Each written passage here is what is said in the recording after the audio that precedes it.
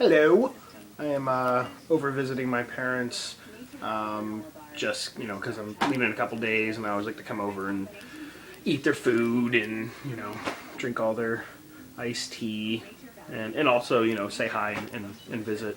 But also while I'm here, I'm, just always thinking about Halloween stuff while I'm over here, and figuring I'll do a little updated, like, walkthrough planning. God, that, for some reason, my little cold sore thing and this light shows up really good. So yeah, so this will be a little bit of a planning, Halloween 2012 planning video. Woo! I am in the room that in 2011 the flying crank ghost that ended up being a static crank ghost was displayed with a few skulls that were spinning from chains. And this room is, before that, has always been like the torture mad lab room, and then last year was the first time for that ghost. For years you could walk all the way past this window to get the candy. Last year you couldn't. You actually stopped more over there, and you just sort of looked in at an angle on the window. But this year, in 2012, it's going to be again where you can walk by it and view in the whole thing. So I kind of wanted to take advantage and make use of more space in here. And I've been kind of toying with the idea of making a sort of the mother of all like ghost rooms. Still frame out a section because I can't hang anything from the ceiling. I can't put holes in the ceiling or anything like that. So I still have to build a structure in here to hang the ghosts from. But I figured if I could somehow get it to work where maybe I'd get 2 ladders, because I build the back framework that goes over, on this side of the room.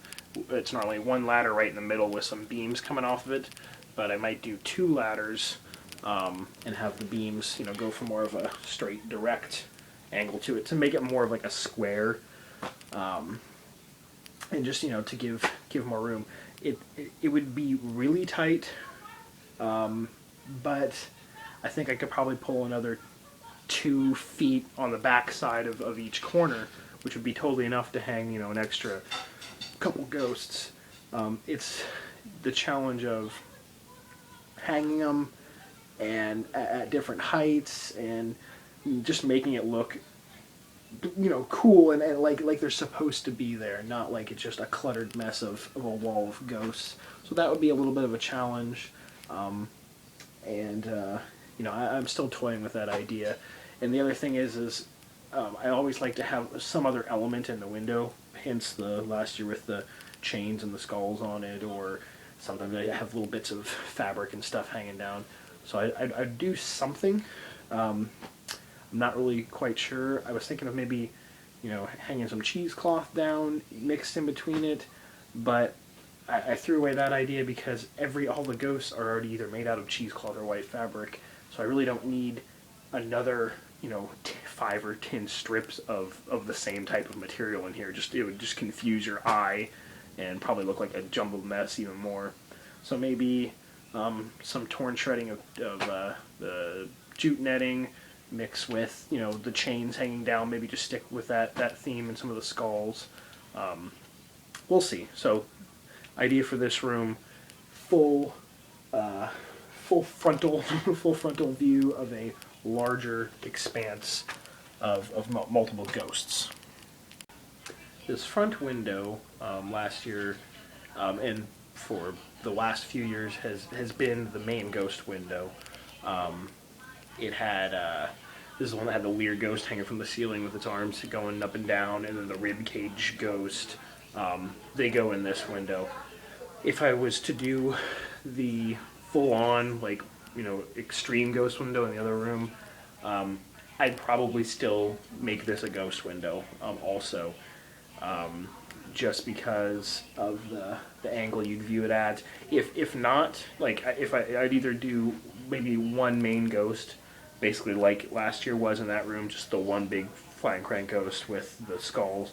I'd either do 1 ghost and skulls, or a few items in this window, more a simple display, and then that one would be the mega one. Or I'd do you know, all the ghosts in that window, basically that I could fit.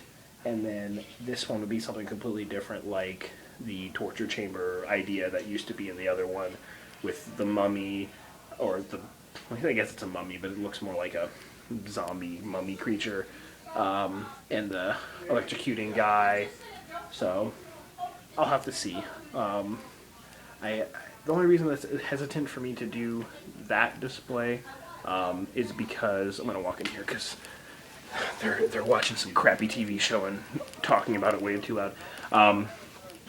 The only reason why for some reason I'm hesitant to do the that torture scene again, because you don't get to really view this front window from a lot of good angles. It sort of gets passed up a lot. People don't really pay attention to it too much. So I think I was in my mind I'm trying to think of less work I got to do in this one that would make it just easier on me. But I don't know. Give me some ideas if you have any for this other front window.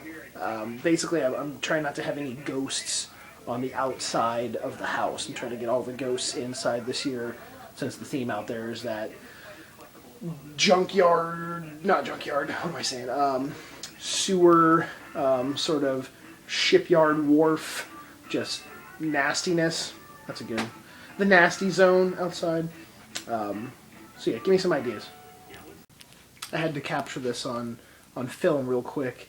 What is the date today? It's 21st now, because it's like 3 o'clock in the morning or so. But there is no longer any Halloween stuff left in this room. At least in the sense of being able to just walk in and see it. It's all gone. So I finally, how many, October, 4 months after Halloween, finally got everything put away. The skeleton scarecrow is in my car right now, and it's going to get hung on my wall at my house. So, yeah. Oh, I just got the screws for that. So anyways, it's a long time coming, but it's clean. It's finally clean. This is a flash forward to me being home from the same night of all this other footage I'm filming. I just said that I got everything cleaned up at the house Halloween-wise. The scarecrow's in the car. I just want to show. Man, cat freaking out. Jeez. Just ran headfirst into the door. Sounds like it might have hurt itself. I just wanted to show real quick that I hung up the scarecrow now that I'm home.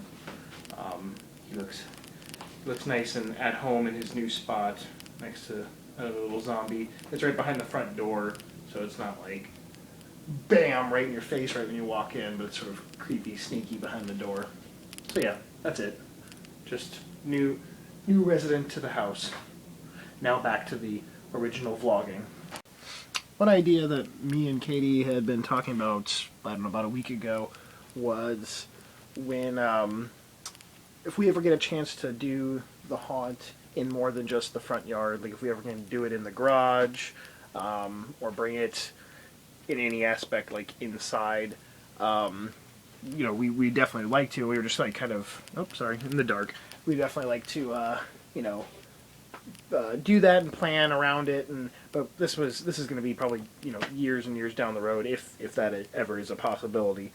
But one thing I wanted to do is I have all the fake trees, and it's a pain in the butt, sort of annoyance to set them up outside, and it all comes down to the weather and the wind.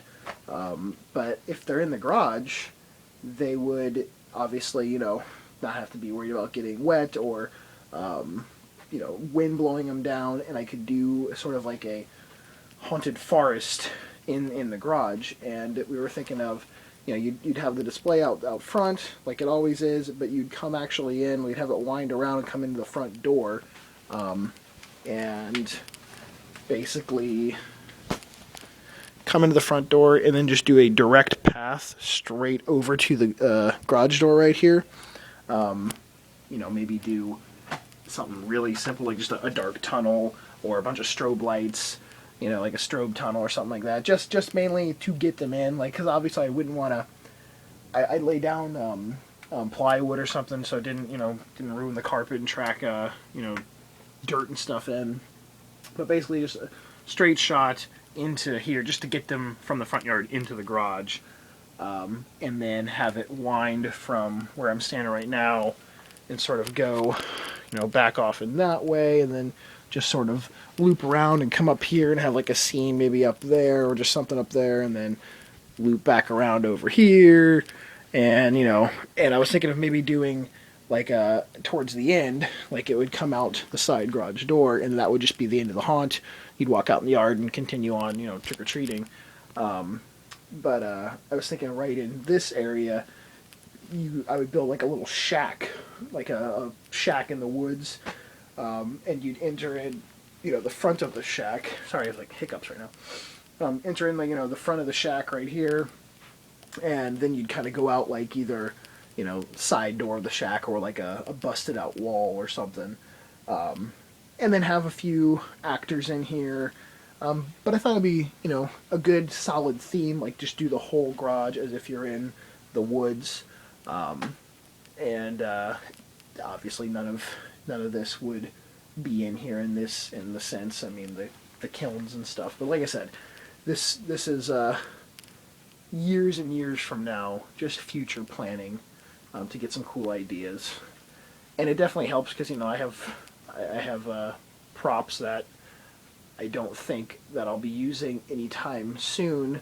You know, so it's sort of, it keeps some of the props and some of the set pieces alive in my head by at least having a plan for them down the road.